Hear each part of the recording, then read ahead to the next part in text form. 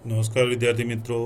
Vivekananda Hindi high school कक्षा 10 विषय विज्ञान चैप्टर नंबर 12 विद्युत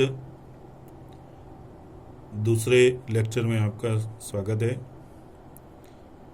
हमने देखा ओम के नियम और उसके प्रयोग को। आगे देखें, अब चलो नए मुद्दे के ओर जाए। तो प्रतिरोध यानी क्या? तो प्रतिरोध यह चालक का वह गुण है जिसके कारण वह प्रवाहित होने वाली धारा का विद्युत विरोध करता है, इसको धारा को बहने से रोकता है, यानी विरोध करता है, उसको प्रतिरोध कहते हैं। प्रतिरोध का एसआई मात्रक ओम है। 1 ओम बराबर 1 वॉट बटे 1 एम्पियर, और ये ओम का संकेत है। तो ओम का संकेत हम आगे प्रयोग में देखें कि ये ओम का संकेत है। देखो यहाँ पे कोष्टक में हमने सारणी में लिखा था। तो ये ओम यानी प्रतिरोध किसे कहते हैं? तो जो धारा है उसको बहने से विरोध करता है, रोकता है, उसको हम प्रतिरोध कहते हैं। कई बार परिपथ में प्रतिरोधकों का उपयोग करना पड़ता है, विविध प्रतिरोधकों को उपयोग करना पड़ता है, क्योंकि जहाँ जरूरत है उतनी प्रवाह बिजली चाहिए, अगर ज़्यादा है तो उसको कम करनी पड़ती है। तो इस प्रकार हम बीच में प्रतिरोध को रख के उसको कंट्रोल कर सकते हैं।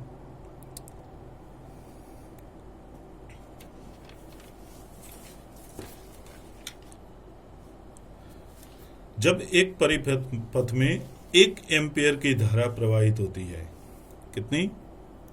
परिपथ में से 1 एम्पियर की धारा प्रवाहित हो रही है और विभवांतर 1 वॉट का हो, तो प्रतिरोध 1 ओम है, ऐसा कहलाता है। यानी विद्युत धारा I बराबर V बटे R। तो R को उधर ले जाए और I को इधर लाए तो R बराबर V बटे I होगा। चालक तार का प्रतिरोध किन किन बातों पर ध्यान निर्भर करता है, ये देखें हम अब। तो प्रतिरोध चालक की लंबाई के समानुपाती होता है। जितनी लंबाई ज़्यादा उतना प्रतिरोध ज़्यादा होता है। अनुप्रस्थ काट के क्षेत्रफल के व्युत्क्रमानुपाती क्रमानुपाती होता है। यानी अनुप्रस्थ काट, जितना जो तार है वो मोटा, ये जो काट है, ये जो भाग है क्षेत्रफल, ये जितना मोटा होता है उतना प्रतिरोध कम लगता है, और जितना छोटा होता है उतना प्रतिरोध ज़्यादा रहता है। तापमान के समानुपाती होता है, तापमान भी उसके ऊपर निर्भर करता है। छेल्ला मुद्दा पदार्थ की प्रकृति पर भी निर्भर करता है। यानी प्रतिरोध किस पदार्थ का बना है उसके ऊपर भी उसका प्रतिरोध की मूल्य निर्भर होती है। किसी धातु के एक समान चालक का प्रतिरोध उसकी लंबाई के अनुक्रमानुपाती तथा उसकी अनुप्रस्थ काट के क्षेत्रफल A के व्युत्क्रमानुपाती होता है। यानी R बराबर, ये P लिखा है, P को संकेत में हम इस तरह से लिखते हैं, P मत ये रो कहते हैं, इसको इस तरह से लिखते हैं। ये जो रो है, ये जो संकेत है वो क्या है? रो, लेकिन P जैसा दिखता है तो हम उसको P कहते हैं। तो यहाँ P को क्या कहते हैं? रो। अनुपातिकता स्थिरांक है, जिसे चालक की पदार्थ की प्रतिरोधकता कहते हैं। तो चालक के पदार्थ की प्रतिरोधकता यानी रो। प्रतिरोधकता का एसआई मात्रक ओम इंटू मीटर है। क्या है? ओम मीटर है। धातुओं और मिश्र धातुओं की प्रतिरोधकता कम होती है। तो हम धातु ले या मिश्र धातु ले तो उसमें से आसानी से विद्युत प्रवाह हम पारित कर सकते हैं।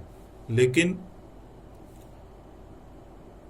प्लास्टिक है, कांच है, रबर है, उसकी प्रतिरोधकता बहुत ज़्यादा होने के कारण हम उसमें से विद्युत प्रवाह प्रसार कर सकते नहीं है। इसलिए हम कहते हैं कि जो प्लास्टिक है, कांच है, रबर है, ये विद्युत के कुचालक है, जबकि धातुएं और मिश्र धातुएं ये विद्युत की वाहक है, क्योंकि उसके धातुओं में या मिश्र धातुओं के परमाणु में इलेक्ट्रॉन मुक्त रूप में होते हैं, इसीलिए विद्युत प्रवाह उसमें से पारित हो सकता है। प्रतिरोधकों के संयोजन। प्रतिरोध को किस तरह से हम परिपथ में लगा सकते हैं? तो दो प्रकार से लगा सकते हैं। प्रतिरोधकों के संयोजन के मुख्य दो प्रकार है, एक श्रेणी क्रम संयोजन, दूसरा समांतर क्रम संयोजन। यानी श्रेणी में भी लगा सकते हैं, दूसरे समांतर भी लगा सकते हैं। तो अब ये श्रेणी क्रम संयोजन क्या है और समांतर क्रम संयोजन क्या है? तो श्रेणी क्रम संयोजन मतलब हम देखें तो ये मानो कि एक रेजिस्टेंस है, आपने देखा होगा। तो यहाँ पे एक कुछ मार्क लीटियां बना दी होती है। तो ऐसे रेजिस्टेंस को हम एक लाइन में जोड़े, ये दूसरा रेजिस्टेंस है मानो कि। रेजिस्टेंस मतलब क्या है? प्रतिरोध। तो ये प्रतिरोध इस तरह से हम तीन लिए, तो तीनों को एक छोर को दूसरे छोर के साथ ज्वाइंट कर दिया यहाँ पे, और दूसरे छोर को तीसरे के पहले के साथ जोड़ दिया। तो ये 1, 2 और 3 ये बन गया श्रेणी क्रम संयोजन। क्या बन गया? श्रेणी क्रम संयोजन। जबकि समांतर क्रम संयोजन में क्या होता है? तो ये जो प्रतिरोध है इस तरह का, दूसरा इस तरह का और तीसरा इस तरह का, ये तीनों को हम इस तरह से रख के तीनों प्रतिरोधकों को, और तीनों के ये छोर जो है वो तीनों के ये छोर को एक बिंदु पे जोड़ दे, ये तीनों को भी एक बिंदु पे जोड़ दे, तो ये जो बनता है वो समांतर क्रम संयोजन बनता है। तो ये दोनों बातें ध्यान रखनी है, समांतर क्रम संयोजन क्या है और श्रेणी क्रम संयोजन क्या है।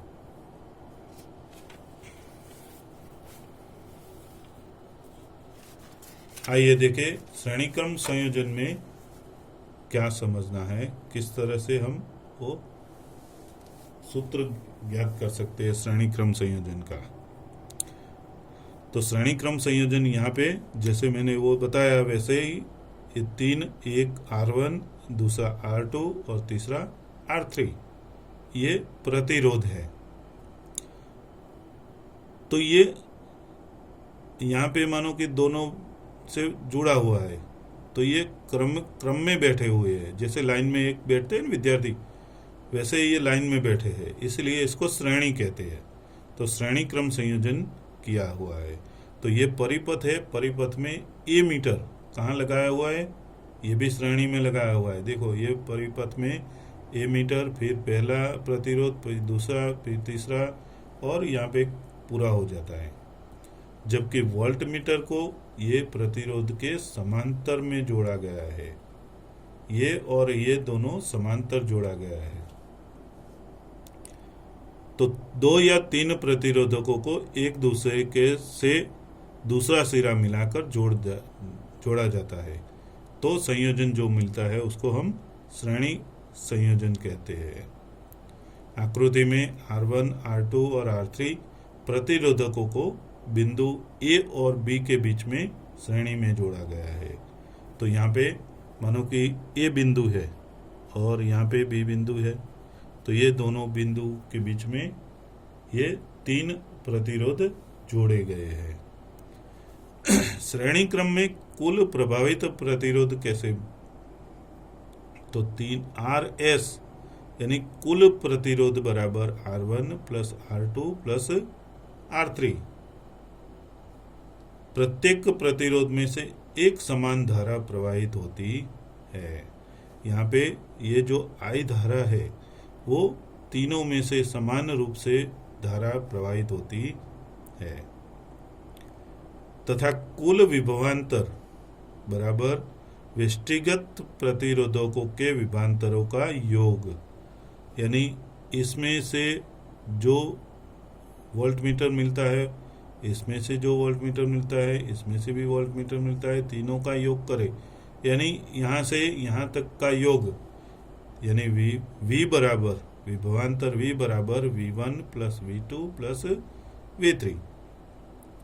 लेकिन यहाँ V1 बराबर IR1, आगे हमने देखा था ये ओम के नियम के अनुसार V बराबर IR था, तो उसी का उपयोग किया है। V1 बराबर, ये V1 बराबर IR1, R1 यानी इसका प्रतिरोध। इसी प्रकार V2 बराबर IR2, V3 बराबर IR3। यानी V की जगह पे V बराबर V1, V2, V3, उसमें V1 की जगह पे हम ये कीमत रख दे IR1, V2 की जगह पे रख दे हमें IR2 और V3 की जगह पे रख दे IR3। तो क्या होगा, V बराबर IR1 plus IR2 plus IR3। इसमें I कॉमन है, समान धारा बहती है I, इसलिए I कॉमन निकाल दे तो V बराबर I कोष्टक में R1 plus R2 plus R3 हो जाएगा। लेकिन V बराबर क्या है, I इंटू R है, तो दोनों तरफ I कट जाए तो हम ज्ञात कर सकते हैं कि R बराबर R1 plus R2 plus R3 है। यहाँ I कट जाएगा दोनों तरफ से, तो R बराबर R1 plus R2 plus R3 बनेगा। यानी श्रेणी क्रम संयोजनों में जो प्रतिरोध लगे होते हैं उसका जोड़ होता है, तीनों प्रतिरोधकों का जोड़ होता है। 2 जोड़े, 3 जोड़े, 4 जोड़े श्रेणी क्रम संयोजन में जोड़े हैं तो उसका मूल्य का जोड़ होगा। यहाँ पे हम ये दूसरे भाग को समाप्त करते हैं। आप लोगों को तीसरे भाग में समांतर क्रम संयोजन के बारे में समझाएंगे। तब तक के लिए आपका दिन शुभ रहे। Have a good day. Thank you.